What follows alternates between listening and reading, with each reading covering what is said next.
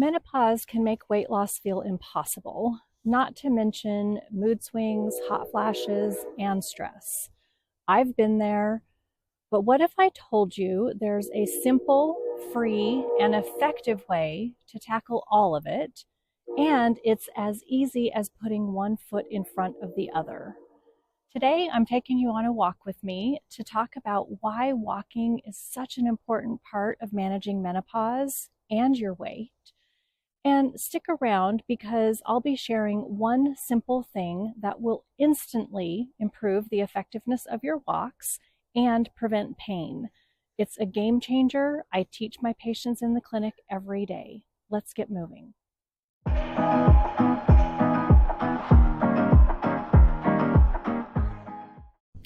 My name is Dr. Julie Kruger.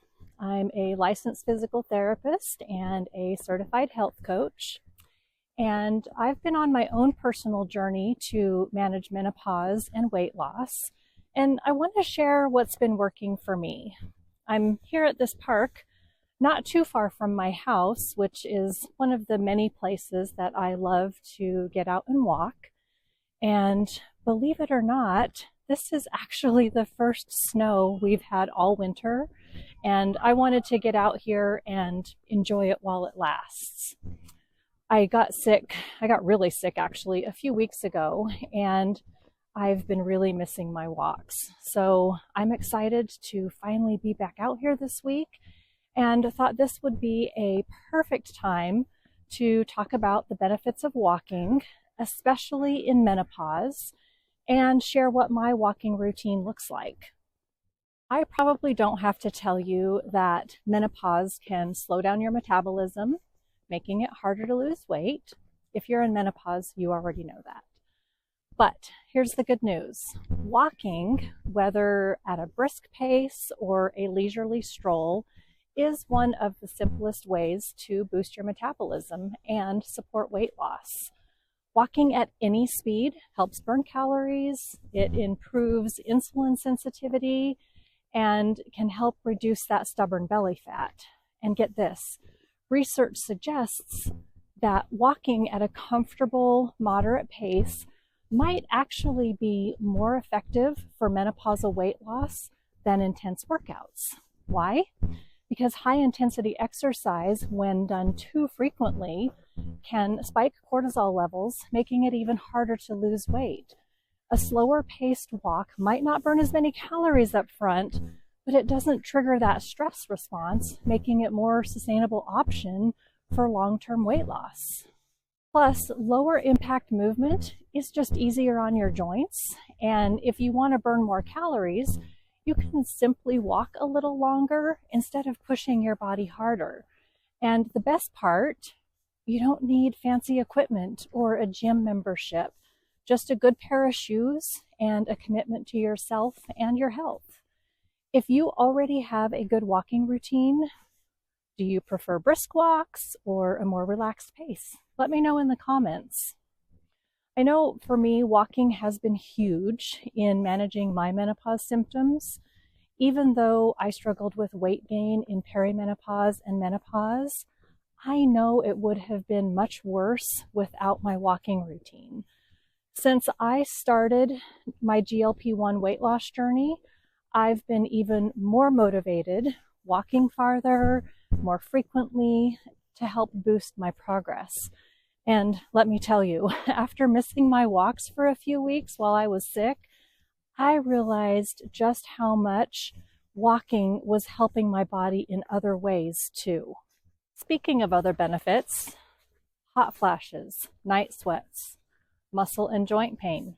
Sounds familiar, right? If you're going through menopause, you probably know these symptoms all too well. In fact, let me know in the comments. Got a little truck going by here. Let me know in the comments, what menopause symptom have you struggled the most with? Night sweats and poor sleep were the absolute worst for me. The good news, walking can help reduce them by improving circulation and regulating body temperature.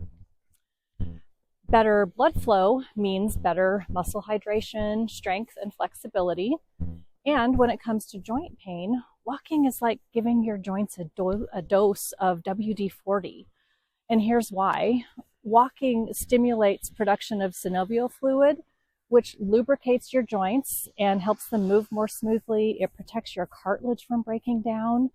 And this is a big deal in menopause, since declining estrogen can make your joints feel more stiff and achy. And let's not forget about our bones. Staying active, especially weight-bearing exercises like walking, helps keep your bones strong and lowers the risk of osteoporosis, which also becomes a bigger concern in menopause. Strength training is also super important for bone and joint health, but that'll have to be a topic for another video. Menopause can feel like an emotional roller coaster. One minute you're fine, the next minute you're anxious, irritable, or just feeling off. And again, that probably sounds familiar too. I didn't realize how cranky I was until I got my hormones back in balance. Hormone fluctuations play a huge role, but the good news is walking releases endorphins, which are natural mood boosters that help combat anxiety and depression. It also helps regulate your hormones, which means less tension and better sleep. And if you walk outdoors, you get even more benefits. You get the fresh air, sunlight, a nice dose of vitamin D, which is essential for your mood and bone health.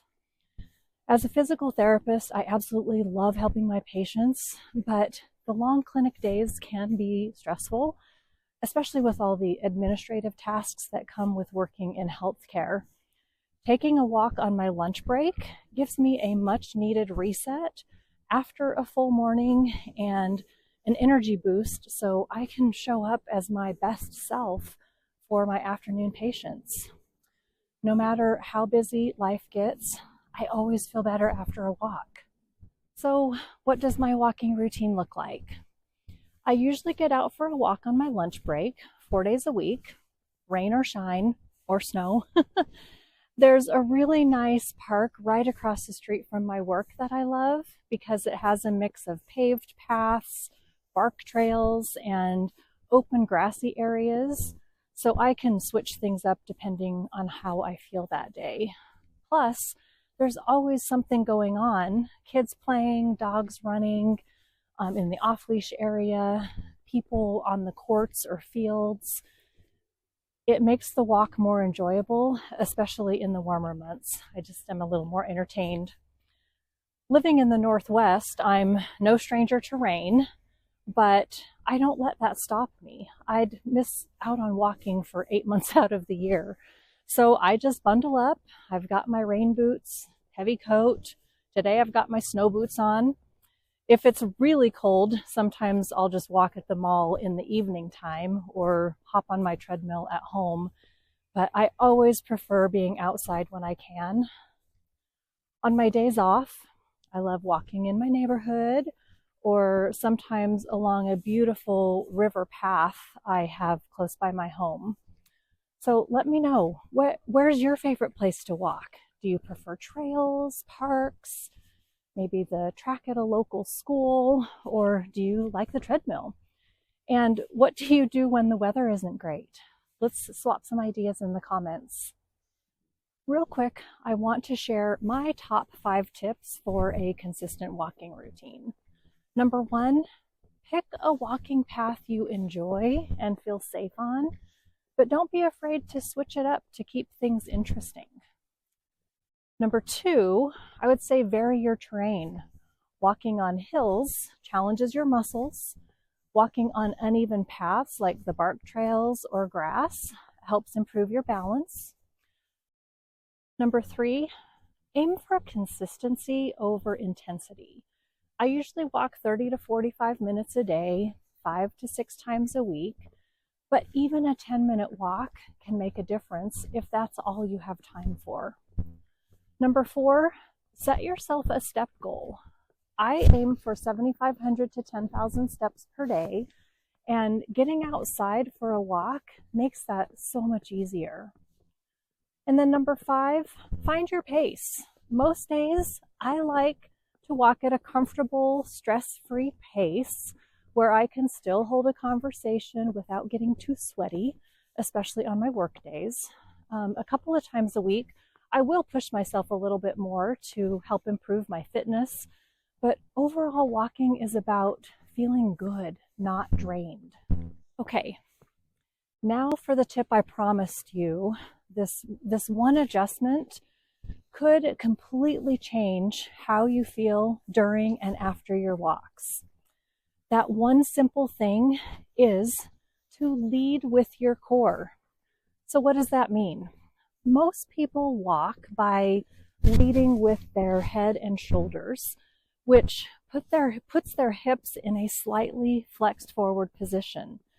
This shuts off your deep core and glutes, leaving your quads to do most of the work, which puts extra stress on your lower back and your knees.